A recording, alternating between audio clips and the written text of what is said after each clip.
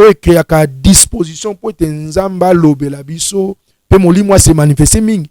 eza souvent un moment de contemplation. Nabi naza pasteur na église. Ce n'est pas tous les moments d'enseignement qui na libéra prophétie. Ces hommes de Dieu là, obandimaka prophétie, babi prophétie par excellence, eza na Bible, nzamba loba nyoso kati na Biblia. Ebele batemelaka ministère prophétique na ba prophétie obimaka au sein de l'église. Beaucoup de hommes de Dieu bauti peut-être na ba église o bazaki enseigné. Parce que quand l'esprit de divination avait parlé dans nzela moi si wana o Saul akende ko consulter. Alors baki na makambo solo. Nous sommes travailler na esprit na biba esprit ya nécromancie. Ba milimo ba takufa ba siko tokoyeba différence ndenge nini entre vrai na faux prophétie. Prophétie rapona ko édifier, on a ko consoler, on a ko instruire. Donc prophétie nyo surtout za ko édifier oté. Ezo au lieu consoler et troubler yo. Il faut déjà banda ko chango remise en cause. Parce que nous mona bana nzami pe balingi ba enseignement té. L'esprit qui était en train de se manifester sur lui. Namoni les armes moko jeko moko et kitina na kwa moko ya mur. Yeti kotoa.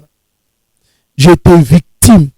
Il y a attaque, il y a mari, il y a femme de nuit. Tout un état prophète. Beaucoup aussi vont faire des alliances avec des sirènes. Pour n'a pas la capacité à comprendre koloba kosakola makam. Kinshasa za monde ba événement. Pas plus tard phénomène ba ma junda bimakawa. Moi na pe na monima ba biloko na salamaki.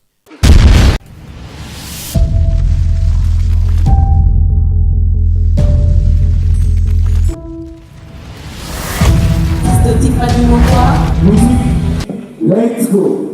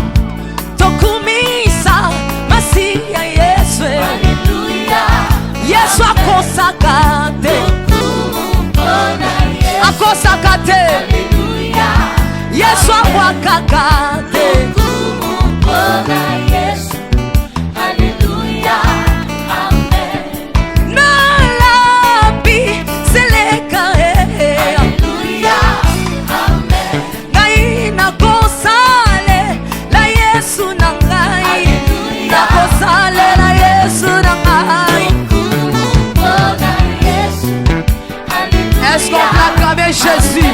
Est-ce que tu peux acclamer le roi de rois?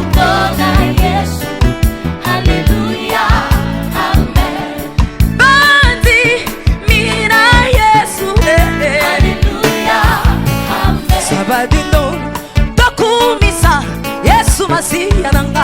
Alléluia, Azana bomo, Yesu azana bomo. Alléluia, Shamazana bomo.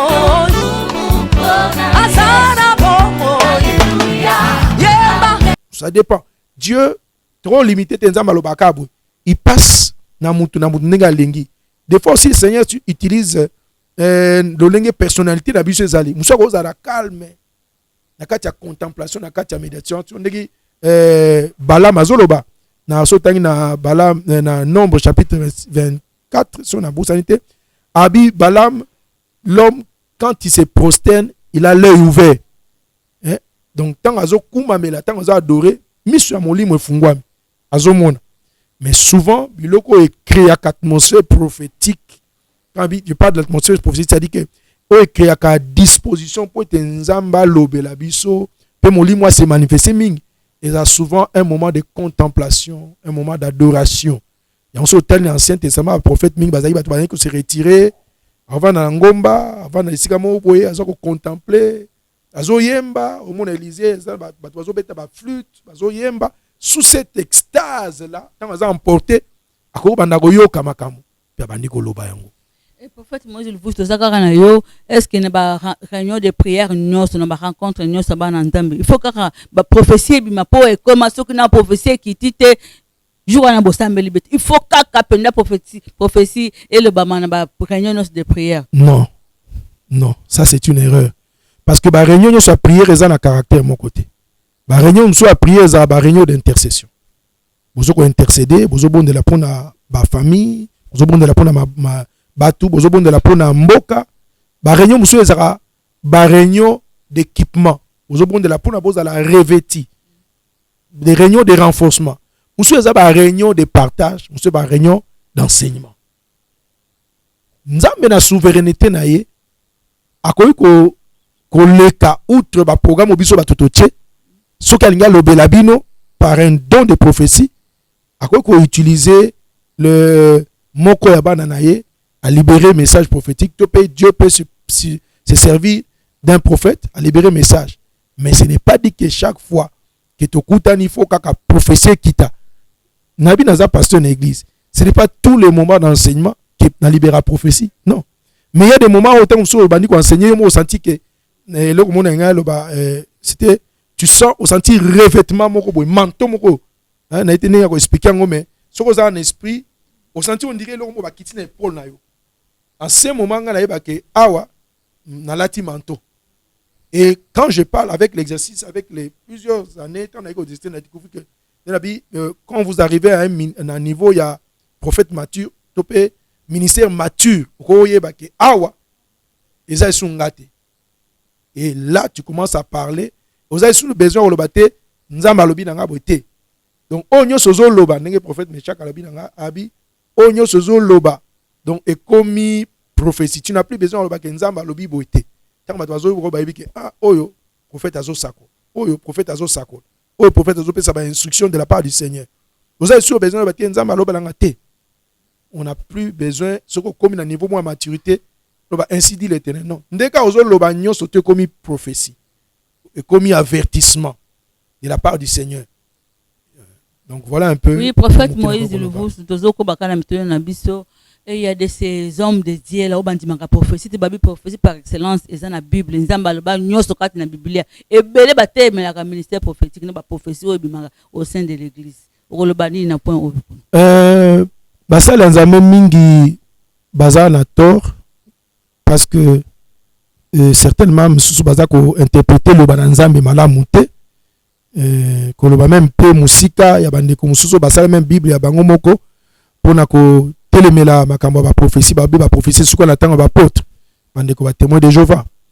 Mais beaucoup de hommes de Dieu ba outi peut-être na ba église baza qui enseigner te. S'il faut les reconnaître avec humilité, au moni les églises aujourd'hui na Kinshasa peut-être pas le monde bazola nabiso et connaître l'évolution. Ngana zungolu ako kola na ba église protestant pena eko kende na ba mouvement des groupes de réveil pena kena ba na komisiko place na zana église na ba assemblée pentecôtiste. Na zana kati ya communauté des ensembles de Dieu. Mais ba église auto outil na mutation to pe ba église outa ki na ba groupe de réveil et outil to pe na ba renouveau charismatique tango 20 esprit saint quitté na ba 1970 wana c'est mieux. Voilà.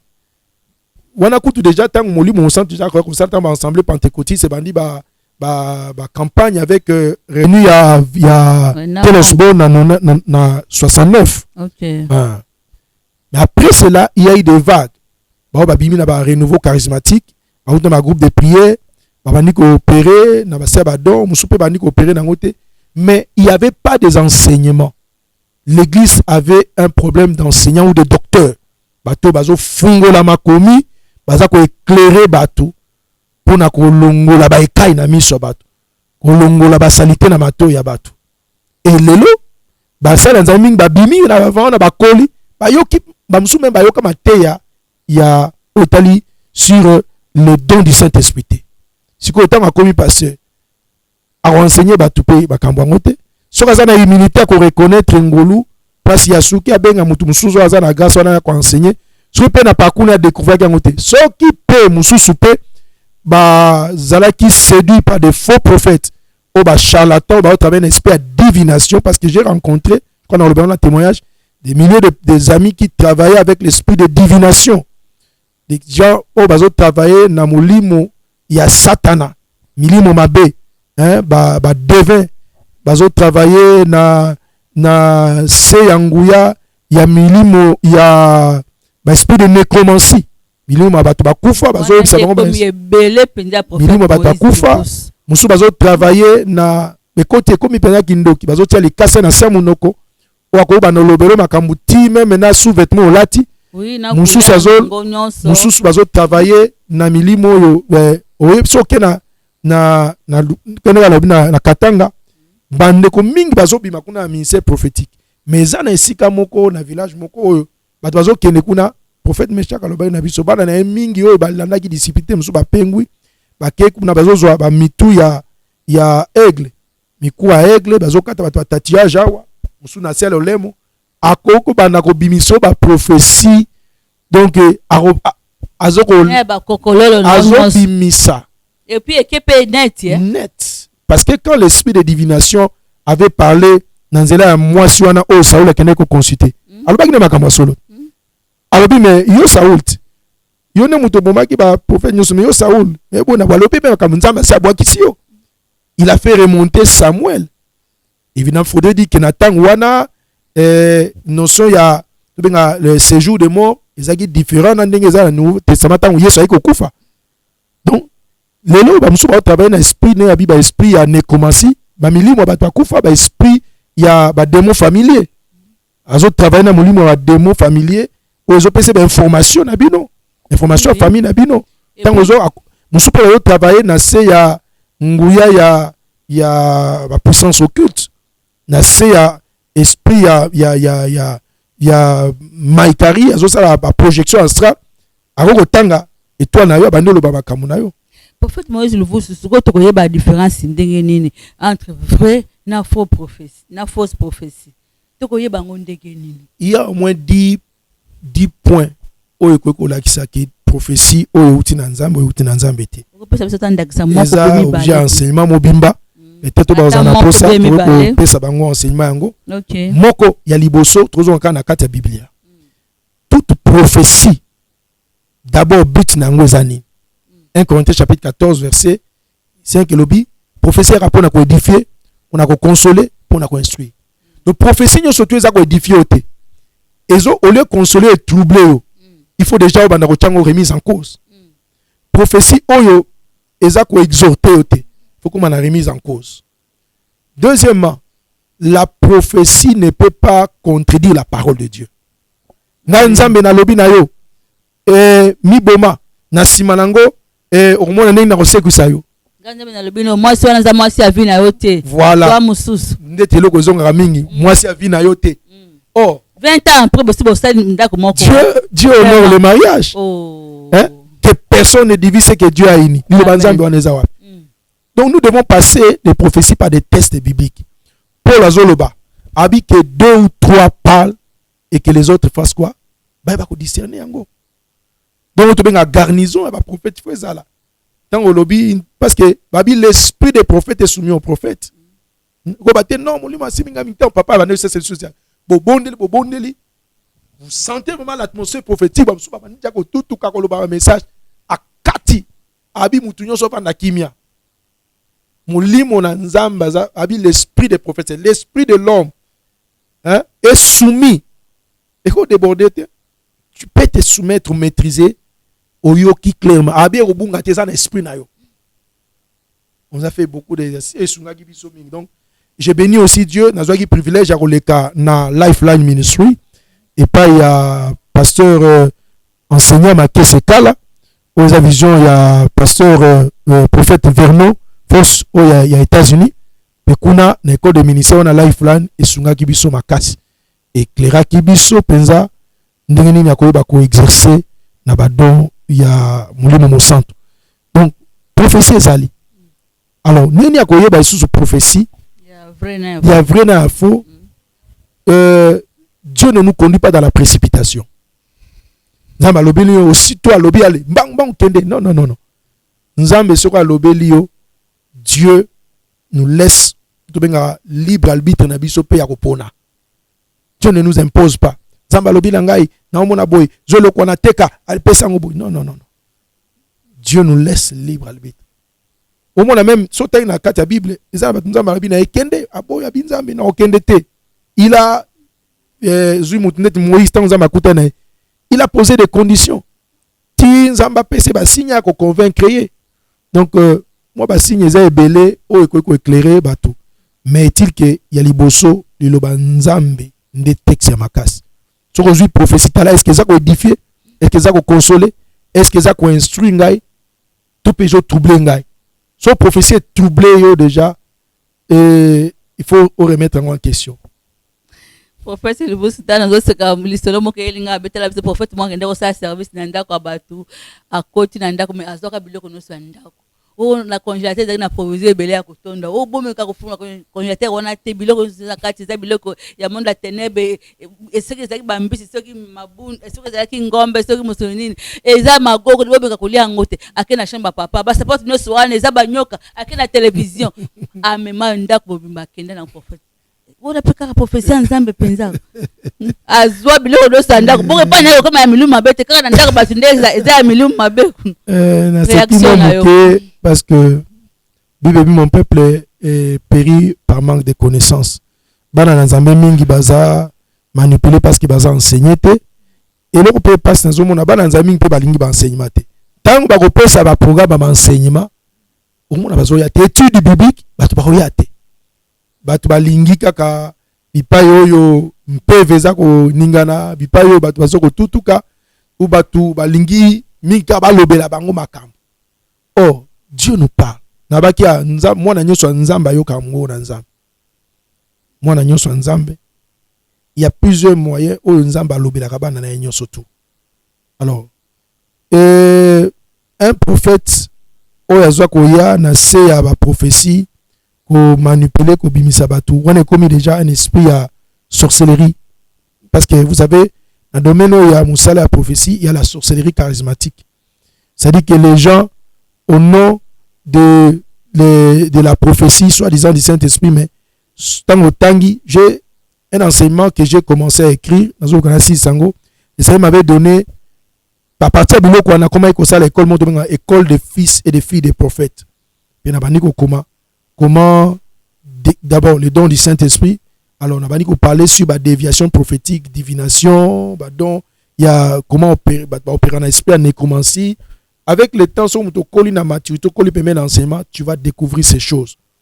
Et là on a exhorté ba nzambe mingi, penyoso, to lingalo ba nzambe, to tangali lo ba nzambe, to méditer lo ba nzambe. Nzambe soko abi quand le Seigneur parlera de paix et de paix à son peuple. Quand Dieu nous parle, il nous parle pour la paix, il nous parle pour notre bien, il ne parle pas pour nous troubler. C'est vrai que nous avons pas la kisayo makambo. Au monde dans le domaine esprit, ce côté dans le domaine esprit, le règne des ténèbres n'a rien de lumière. Et car ils ont ma cité, parce que Bible dit l'ange des ténèbres se déguisera même comme un ange de lumière. Au bitan Satan na babingana qui est azana 10 pierres wa kitaki nango. So tangi il faut de sacrificateur en là na tango ya Moïse so basalié il faut il y avait 12 pierres. La différence c'est à 2 pierres. Ce qui veut dire que le diable peut dire des choses qui sont vraies mais dans vrai on a s'il faut à la finalité ça nous Bible bien Lévitique ceux qui prophète aye ko lobela bino alobeli bino makambo solo mais na sima lobina bino tout que ne pas banzambe mosusu boyeba ke ezanga ite. Donc alobeli bino mais makambo yo akomi kotinda bino bosala mona kese pratique eza ko kende en contre le banzambe botelemela yango. OK, prophète Moïse zoko bakama le malembe na kushite na émission na biso motuna moko yelinga susu biso so banda ko na télévision wa mingi baza kolekisa soi-disant prophète oyo seda otali kokufa kala mingi te okomona asimbi kaka boye babete ko masasi ya butu akotia monoko ne wana abimisi mambuma moko boye o basasi ya butu akotimula libulu atimoli asali bapratike akoti moto ezobima na kati ya libulu wana abimisi babikeko o bakokunda bikeko boye na boye wana mpe eza kaka lolenge mosala ya prophétie prophète Moïse musala oyo bimaka na nzoto ya bato musala oyo ya ministère prophétique pe musala oyo ya ba manifestation surnaturelle ekotisi bato mingi na kati ya déviation po te bato mingi pe kati na bango na kati ya moto nyonso. Derrick Prince alobi yango na livre ne moko abi na kati ya moto nyonso nous avons le désir ya connaissance et deuxièmement moto aza pe na désir ya koyeba les choses cachées. Cette quête là, ce désir eza na kati ya moto nyonso, c'est ce qui pousse les gens ya koluka kokende koyeba ce qui est caché derrière les choses. Et tant azo yeba te na ndenge eza naturel azo luka ba moyens surnaturels, soit les informations qui lui viennent de démons ou des esprits familiers bazawana, ou soit s'ils peuvent vraiment écouter Dieu, rechercher Dieu, bazo ba révélation ou te panza parce que nzamba loba. J'ai eu des moments où par la grâce de Dieu, on a opéré dans un ministère, on a opéré, tu sens un manteau oyo, tant que on a pour la mounion, le Seigneur te donne une parole pour chaque personne. J'ai eu à voir ça. On sentit manteau prophétique qui ma case, toute personne a une parole de la part du Seigneur pour lui. Mais ça puis l'autre programme en côté, rôle ba ke ndenge na royal on a 500 prophéties.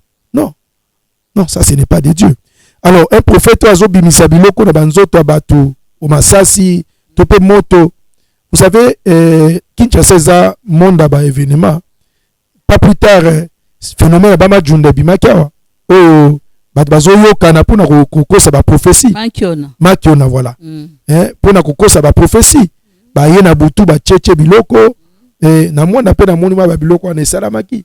Ba che biloko ba kosike ba placer déjà tango yo ya allez obandi ko sa net ko tutuka to pe ko binsa net makila net ke makila zena ba règle bimi to pe eloko za le pango mais eloko balonaki ezelo balonaki na milimo mabe to pe ba yonaki par arrangement sur otali suka na Bible puis vous le reconnaissez par leurs fruits moko ba signe ko yeba o ezali prophétie à solo ya kotala pe vie à prophète. Comment les prophètes vivent? Parce qu'un vrai prophète, un vrai ministère o mutuazanango, il doit vivre une vie de crainte de Dieu, il doit marcher dans la sainteté. Le ministère prophétique, c'est vrai, c'est un ministère où il peut s'arabiso en pleurs, il peut s'arabiso appréciation et pas batumingi, mais au azapenza na appel ensemble, il vit dans la crainte de Dieu. C'est aussi un ministère qui est beaucoup attaqué. C'est un ministère qui est aussi beaucoup attaqué, je l'ai dit avec connaissance de cause, parce que j'ai vécu beaucoup de choses dans le cadre de Moussalo, ministère prophétique, parce que le diable sait que Nzambazo le kananzena na yo, parce que tu es une personne dont on a une disposition naturelle on Nzamba tiakat na yo. Alors, il vous attaque beaucoup. Ba esprit à séduction zoya, ba esprit à ba esprit des autres attaquer mingi. Ba sirène baza ko attaquer ba prophète. J'ai travaillé dans milieu à Point Noir Braza. Ba esprit des autres baza attaquer ba tout mingi ba ça les amis mingi. Et beaucoup aussi vont faire des alliances avec des sirènes pour n'avoir la capacité à kobanda koloba ko sakola makamu. Et tu le vois, il mène une vie de désordre sexuel. Donc oui, voilà un peu ce que je peux dire. Vraiment le prophète Moïse Luvusu tout au long du ministère prophétique. Na ngolo nzamba sale la kayo. Et ça peut na prophétie nzamba loba et pas mutu ekokisama et puis musu pe ekokisama te. Ezali so dans la zone toujours na Bible nabi so tangi neti prophète Esaïe. Eza ba profession prophétisaki na période ya ba contemporain na ye. Siko ya Yesu musu bazelango 2 ans, 3 ans, 400, 4 ans, 500 ans après, donc il y a de ces prophéties mais tant d'accomplissement nango eza caché na miso batu mais le Seigneur connaît. Mais il y a aussi de ces prophéties et mingi mso ezata msunga mona lobi msunga bosa ni okota prophète tabanga moloba na vina ngata na yebi susu kutute omona ekokisami. Nous avons plusieurs témoignages autour aujourd'hui. Moussousou Pene Nabi, nakati exercice ya ministère prophétique, il y a ce qu'on appelle l'audace. Naolia bakiti na ba mesa.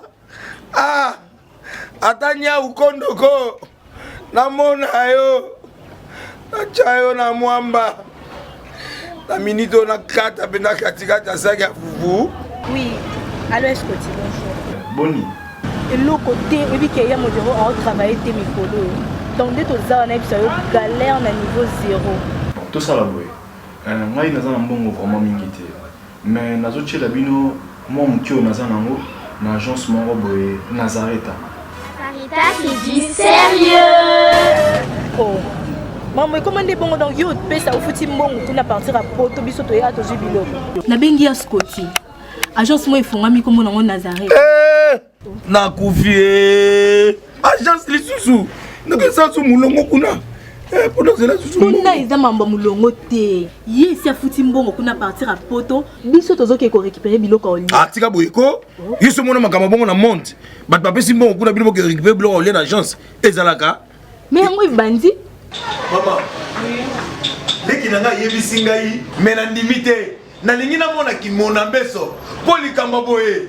Na monde na ne salamate. Mama yebisa ngai. Ba pesi mbongo kuna biso to récupérer biloko kolia awa. Ya solo boutique Nazareta, ezali boutique où ezali ya distribution ya ba produits alimentaires. Ah! Nasali poto sunga bandeko oyo même ba oyo bazana na peu de ressources. Comme on a été bandeko bazana niveau Kinshasa même avec un petit rien. Donc à partir à $10, $15. Donc si on a un bon côté, nous devons la photo ko sunga yo, a ozuka biloko kolia. Eh maman Nazareta nzamba pambola ya bakise mikole belé awa na sena mokili. Et bongo awa tozawa photo yeba adresse awa. La boutique Nazareta est ici à Kubungate, toza sur avenue Monkoto numéro 1, direction Elengesa. Face à face na église catholique Saint-Vincent. Ah, direction Elengesa, Monkoto numéro 1, à face de l'église catholique Saint-Vincent. Ah, Saint-Vincent d'école. Bon numéro de téléphone, vous allez monter. Déjà, vous avez on a 3 numéros pour Paris, vous avez un numéro pour la Suisse, vous avez un numéro pour la Suède. Ah! Non. Nazareta.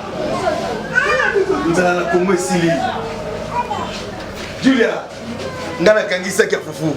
Ya modé, yo bandika na fufu. Oui, pour la Nazareta, tu as un système en bimbi, dans Bongo Shingo. Mon quai. Vous allez Silio. Sarita qui dit sérieux. Bible si un prophète vient par audace, ça dit que nanzoto na ye parce que ce que nzamba lobby, Dieu veille sur sa parole, il a compris. Amen. Mais nanzoto na moko pe obimisa 2 3 ya solo utenza mais nanzoto na to na courage na yo tellement monique na se ya atmosphère na désir wana lobby makamuso bakisi makamususu au monde appelle kokissamité et je bénis souvent dans la vie moi stanga il me remet toujours encore abi ozolo baboy ça très prudent abi non tu le sais que chaque fois ce qui le Seigneur me donne le message je fais un effort na yo kapenza ye malam pour na communiquer ou te panzam na bakisa pété oza audace nanga moko na bina tant on a bandé l'exercice ministère à un certain moment on voulait impressionner les gens on a eu aussi à faire certaines erreurs au bakisi makamuso moni mais ça mi nangote ndenge nzamba lo bakita suzo pour na nzamba zo l'accent kaza mwana mwasi na boti mwana mobali comme le peuple prophète je pense qu'on est dans bazel et bando bazel ya bandeli et avec les temps on va dire qu'on a misé prophétique on va dire qu'on a un exercice toko yo kinzambe musoko ozane abi musumuzamba ko lobela po yeba ninga ko bondela musazanza malobilo pro o communiquer moment wana pour orienter bato ba neni ya kosala if bolo fanzamba azopesa nga ba question boy batoka temission motuna musu eyelingai prophète Moïse Luvusu na begizi mingi oza na Kinshasa to yebi hata so na tango bote boyebi ezaka so prière esili ba prophète batandami na ba mesa na ba kiti bandi misiko bazana ba kaye bazoleka na mesa ya prophète comment appeler sa prophétie et c'est biblique aussi et c'est possible chaque dimanche bato baza ba prophétie mutamna kaye na vol ka petite enveloppe na chaque dimanche petite enveloppe ba prophétiser pour na yo au commune kaye OK non mon modèle wa na Bible était mais na yebi keza ko ça na ba église mingi belé je sale ma belé ba yebi yango on ne pas citer de nom mais na zolo ba ke na kati exercice ya musala oyo bato mingi baza ko sala pe na se ya ba don oyo ezali benga ba esprit ya divination familiale oyebi na ntango akala pe mosusu ti leo na bamboka na biso tozala bato bazalaki na don ya prémonition ya komona makambo ya koloba pe prémonition kapasi ya koyeba makambo oyo koya pe alobi yango pe bamosusu bazosala na se ya soubassement ndenge na yebi so sotali bandeko mingi so eza batendance mosusu otali bandeko mingi bautaka kote ya Katanga epai na biso na RDC bato mingi baza na grâce wana ya ministère prophétique. Évidemment, là où il y a un vent prophétique, ezali, Dieu libère. Mais le diable aussi vient souvent. Alors, méthode wana ya koleka kokende ko consulter na chaque messa ko tuna nzamba lobi nini nzamba lobi. Et puis il faut sceller ce que ça nango te. Je crois que ça modèle biblique était. Ce n'est pas un modèle biblique parce que oza sûreté ce qui o penzo yoki wana eza mulimo na nzambe to pesa esprit à divination ce qui eza penza parce que prophétie a toujours na but bon nzamba kolobela yo eza bato batondisa bakaya na prophétie mais sikoyo ememi wapi osa nango nini ekomi kaka neti maseki nzamba loba nzamba nakutana bato ngi vio prophète ndeko consulter nzambe mais tant ozo ya zo loba na autour nzamba lobi po nini le Saint-Esprit te montre quelque chose aux avis moi péché pour naï tant oyebisi ya bio non bon nakasi nengana nzamba lobela ngana no bo nzamba loboni nzamba yebisanga o ndeta ya cause alikamuno yango zongo na sikoyo ils viennent comme ça pour na koluka niko sepele ça aux nzoto na bango. Oui, za bandeko na biso mingi o baza à l'étranger o baza musika mboko balandaka pe biso mingi bango babenga même na téléphone soka monika mapuku na ndako pasteur lelo na la kibete lelo pourquoi le kaki lelo na mona ki pese prophète nzamba lobini pona ngai nazo comprendre ba puku belé na ndako pasteur prophétiser pona ngai prophète prophétiser pona ngai beaucoup des églises tout peut ba Christ mingi lelo avec les bienfaits ou le malfait ya technologie ya communication et ça la ke ba Christ mingi ne babi bazokola esu malamu te parce que bazoyoka yoka baza koyeba ko discerner enseignement malamu te oyo kokosala ki akola malamu mais un bon chrétien oyo aza vraiment disciple à Jésus-Christ les disciples akolaka na makolo ya maître c'est-à-dire qu'un disciple doit être enseigné et un chrétien qui est enseigné qui est disciple akozala emporter te na makambo kili c'est vrai qu'il y a certaines choses tout le monde a beau naturel mais ça n'a pas implication spirituelle. On peut faire un exemple qui m'est arrivé dans le cadre d'exercice à ministère dans l'église. Na que tout maintenant on a tongo tozo bonde la na c'est adoration une sœur qui était venue à quoi y a bandi ko manifester pendant qu'on priait pour elle nazo bonde la on cherchait l'esprit qui était en train de se manifester chez lui na moni les armes ko jeko moko et kiti na kwa moko ya mur yeti koto na baluku na ta le Saint-Esprit me dit clairement habitala ba agent ya communication parce qu'il était sur la puissance ya sorcellerie on est au salabon talaboy na visite de quoi bomé ngelo quoi tant bomé le quoi na bon de servoir la muki kuna et la série et tchaki ko banga nzambe katne makasi et na bandi ko expliquer ba talaboy na église talaboy. Donc Dieu peut passer ndenge alingi mais ngelo baté siko tango moni pese tango moni komi faut pas bon de la peau na blo muso zara soit tien insecticide mais blo muso pesa derrière ça na bina kotiko na domaine de délivrance beaucoup de ces choses o ezako opérer mingi na ba mabota na bandaku na ba misala na ba vie abatu eza causé par les esprits de sorcellerie. Aujourd'hui la sorcellerie a miné nos églises, a miné nos familles. La sorcellerie eza ko détruire ba vie abatu mingi. Ce qui nous a permettre le belango moko mususu bien parce que nga moko nazaka victime il attaque esprit à sorcellerie. j'étais victime.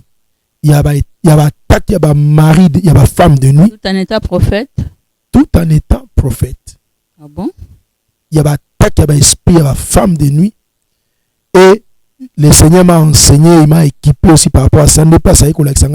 J'ai compris cette influence de la sorcellerie qui agit aujourd'hui dans l'église, dans les familles. Vous savez que là où l'esprit a sorcellerie a quoi agir, cet esprit vient pour détruire. Surtout dans une sorcellerie, surtout dans l'Afrique, c'est un esprit de destruction qui limite, qui empêche l'épanouissement.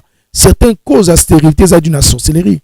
Certaines causes à chômage, certaines causes, il y a destruction, il y a tout. Il y a perte à mailler les actes d'une sorcellerie. Il y a certains signes, il y a une communauté, bishop, livre sur le combat contre les esprits, le combat contre les bêtes. Bishop Malango. Le combat contre les bêtes. Vous savez que c'est dans la Bible. La Bible parle sur le chacal, c'est l'image des sorciers. On parle de la tortue, on parle de la cancrela. Donc, la sorcellerie peut opérer aussi par ces choses. On va vecteur maléfique. On va opérer na biloko wana pour détruire via mutu, musala, ndaku, biloko. Au moins, mutu, abombi mbongo, même pourquoi y est, et lié ba dollar, mais tiki ba franc. C'est la sorcellerie. Donc, oui, prophète, moto monsieur yelinga vraiment lelo na ebité monsieur za marathon vraiment Alain qui a il faut quatre la biso on peut à deux parties. Et prophète Moïse le vous sur mon to landara mingi ba radio même na télévision mon prophète azad na émission mobimba o atia téléphone ouvert. Mutu ndo sako benga akozwa prophétie na ye. Wana izaka kanzambe. Au moins on peut ba recommandation kende zwa mai tia mai vera mai ko la télévision après ça aussi assiste ko bon de la tindelanga code ou bien M-Pesa bese aux à l'étranger aussi na western ou bien bisika batinda kambongo mais mutu no sako benga ata so ba bengi 200 personnes ba on so 200 ba prophétie na bango c'est aussi kaka bonzambe ou bien na ebiter moi commentaire non na point au na loba ki ngwa que Dieu est souverain a coopérer na nzela ya mosali na ye na nzela ya mutu aza instrument aza na grâce wana ministère wana. J'ai eu à l'expérimenter à plus d'une fois. On a quatre ensemble aux là. Les manteaux prophétiques qui tirent Kolobaniko Sakola pour plusieurs personnes. Chaque deux fois par semaine. Deux fois par semaine émission. Je l'ai dit clairement. C'est l'esprit de divination. C'est l'esprit de divination qui opère. Ce sont des démons qui donnent ces informations et Nangola Zambé, un exercice à Moussal Tosala, dans le ministère de la délivrance, nous avions eu à voir certaines personnes, entre guillemets, pasteurs, prophètes, manifester dans la vie de beaucoup de gens. Oui, oui. Tout le monde y a un bon de la peau dans moto. Mouli Moana, il y a prophète, tu as les bananzo tonaï. Si vous tournez, est-ce que Azaï Nzambe, toi Azaï Nzambe, c'est un sorcier qui opère sous l'esprit de divination.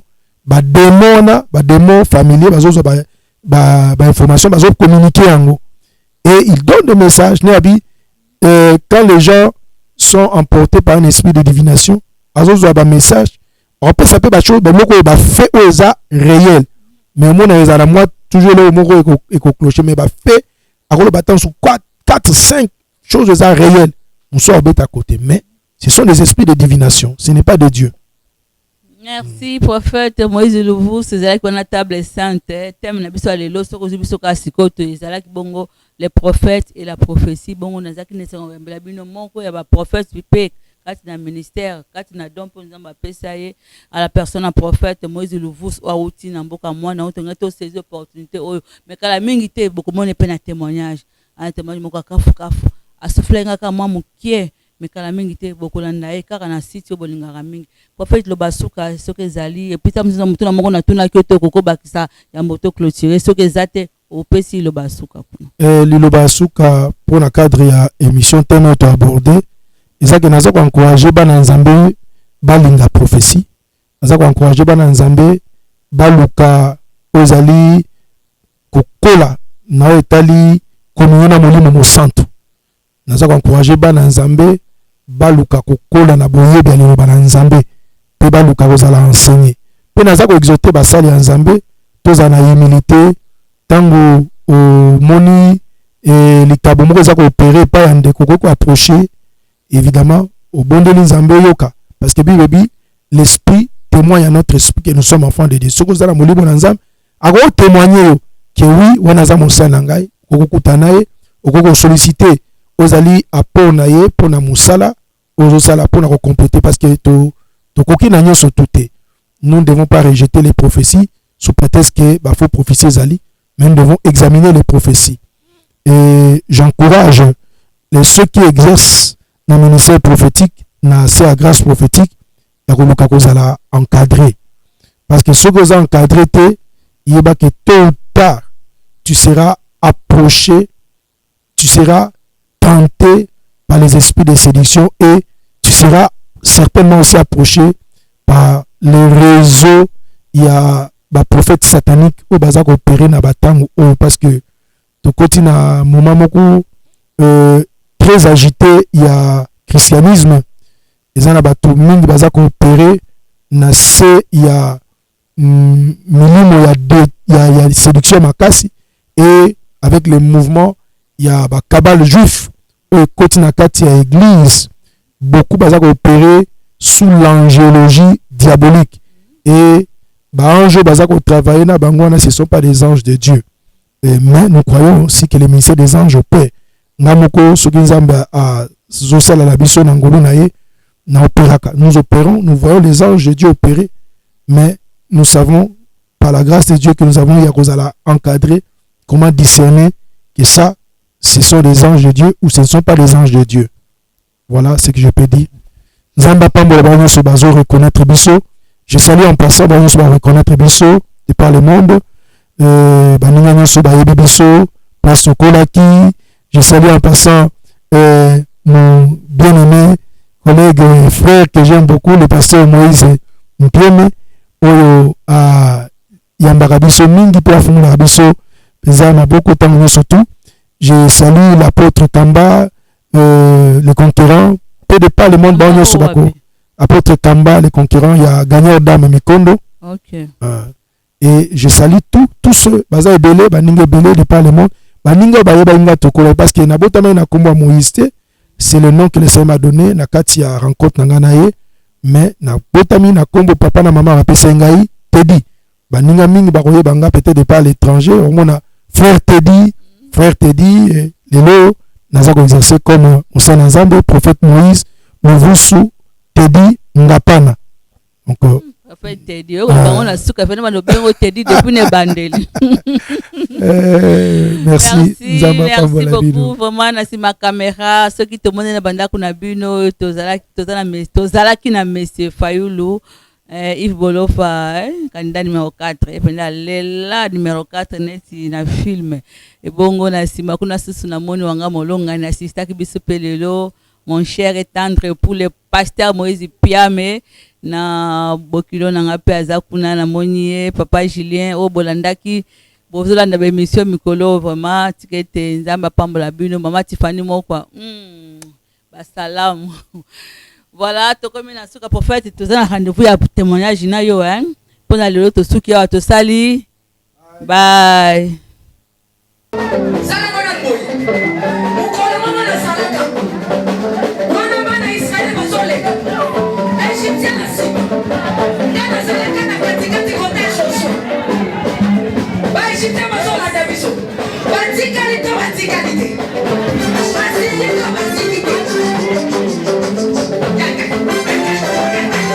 Loba Satan azana ba problème. Oh asimbikisi. Asimbikisi. Eli kambwa kisi te yobe ke no luka kisi na osala nini? O simba. Bien-aimés dans le Seigneur, le son des cloches vient de sonner pour éclairer le monde à l'intérêt des saluts des âmes. Hey, hey, hey. Les Nazaréens Productions vous présentent la princesse de l'éternel Tiffany Mokwa dans l'album Trône en featuring avec le pasteur Henri Papa Moulaja et le frère Billy Bilombage avec des chansons comme Kembo Alléluia Osana na Yahweh lele Oezo matanga na mote motema ezebele yango nayebisi yo d'âge en âge et les quatre êtres vivants disaient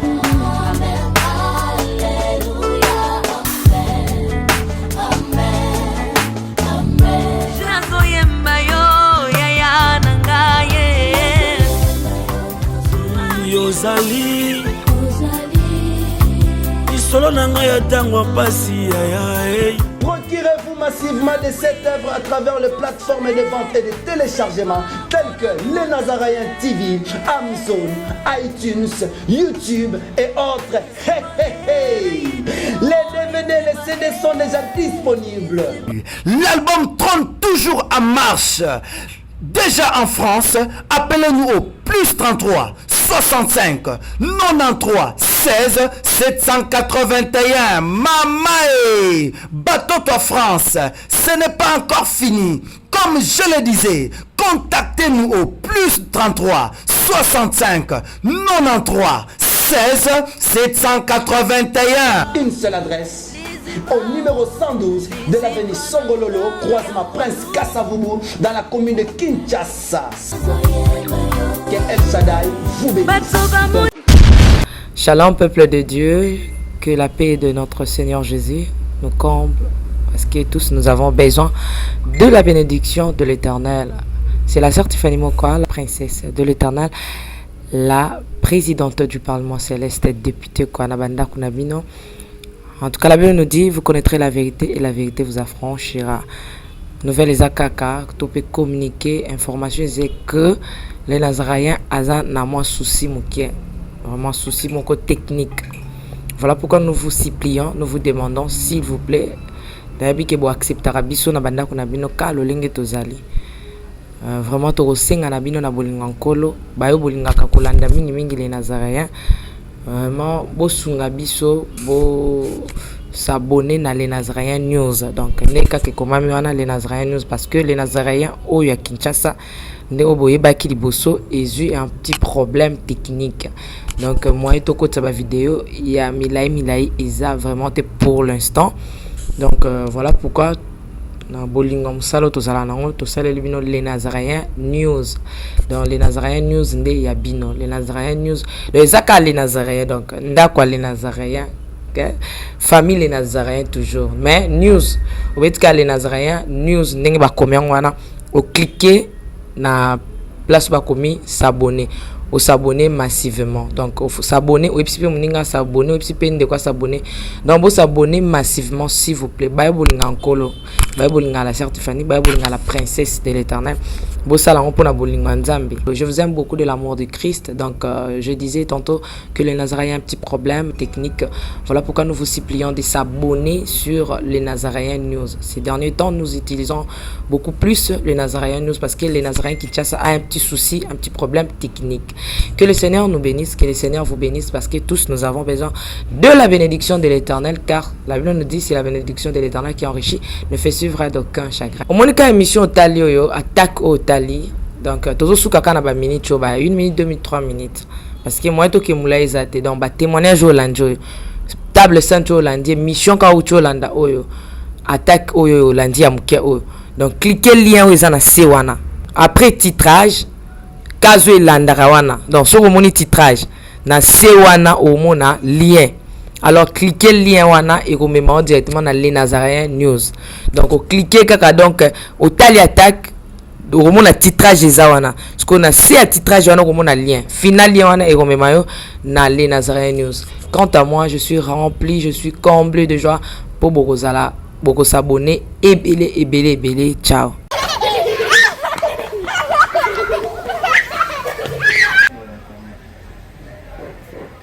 Bientôt, nous commençons les clés. On est en train d'inspecter, de voir ce qu'on va faire. On va essayer de faire quelque chose. On mange d'abord ou comment? Non, on mange d'abord. On peut s'échanger et puis on mange. On mange à la 6 minutes. Ouais, relax.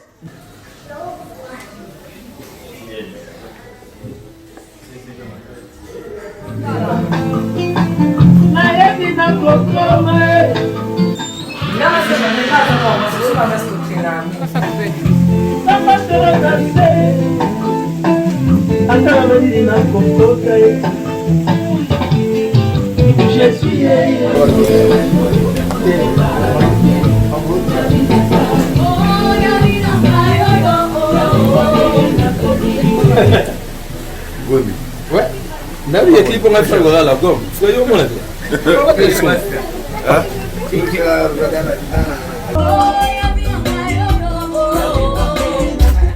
Oh, Yavina, oh, oh, oh, oh. Salene. Oh, Tigana.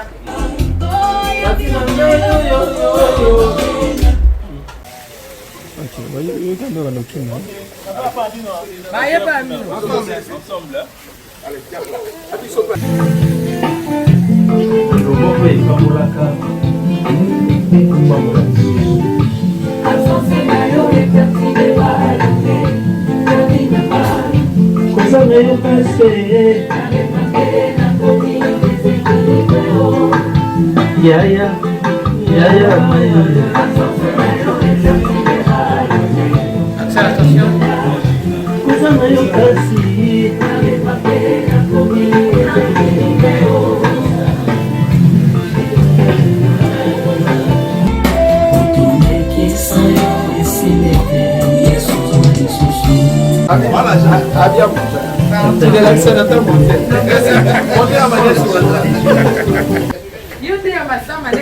Parce que c'est où monter bon maïlo a besoin de mais oui et bon maman mis yo mis à quatre c'est yo yo monte à ma bé Mino pardon.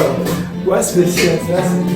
Et combien tu n'as et combien tu n'as et combien tu n'as Clip, il y a l'évangéliste qui va face, là on va dévaluer aux assumes. Donc,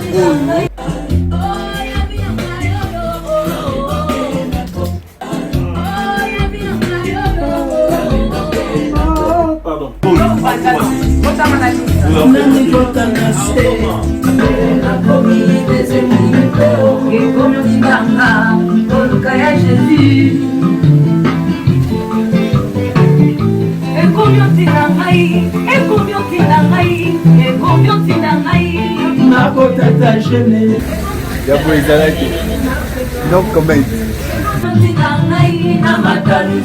c'est pour la gloire de Dieu, bientôt, donc à l'issue. C'est parti.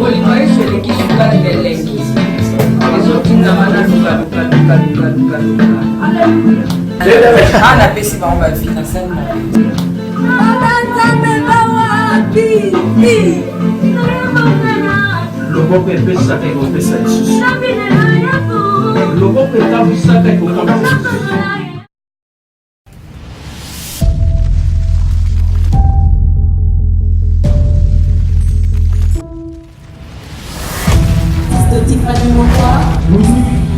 Let's go.